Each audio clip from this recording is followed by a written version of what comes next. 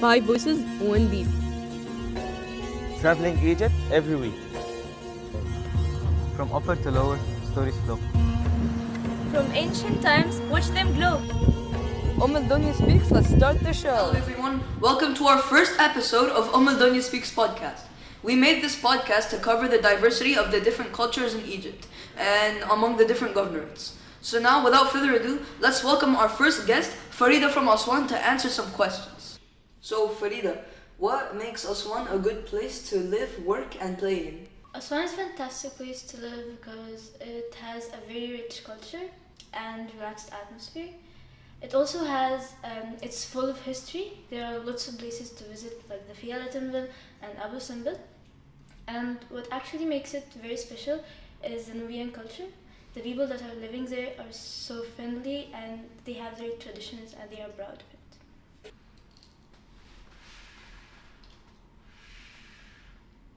Hello. Sorry.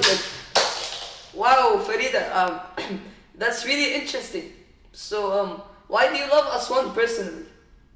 I love this place because it feels like one big family. Everyone knows each other and there is this genuine kindness where people really care about one another. If you walk down the street, you instantly recognize the familiar faces. Being a part of a community like this just makes you feel special. This community in Aswan sounds really special for you. So, what is a local story that's been going around there? So there's a story about a tomb, the Aga Khan tomb.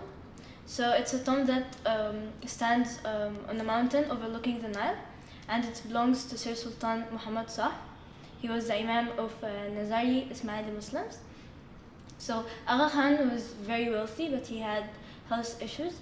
So people advised him to travel to Aswan to recover. And after spending time there, he fell in love with the Nile and the islands. So and he chose to be buried there. And until now, every time you look at the Nile, you can see his tomb standing on the mountain. Wow, so this legend of Aga Khan sounds really interesting. So, what are some cultural traditions you usually see at Aswan? So we have very unique traditions, especially in weddings and funerals. There's a very important traditions in weddings, which is al-henna. It's a celebration before the wedding when the bride and the guests and her friends decorate their hands with henna. So it's drawn in artistic patterns and makes the celebration very important. On the other hand, funerals are very respected and last for at least 3 days.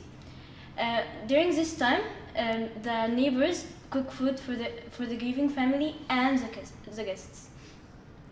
And that's one of the things that makes people in Aswan very connected. Yeah, Tony! Sorry, henna?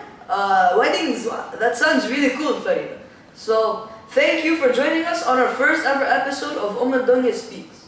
That wraps it up, and thank you for joining too. On to next time.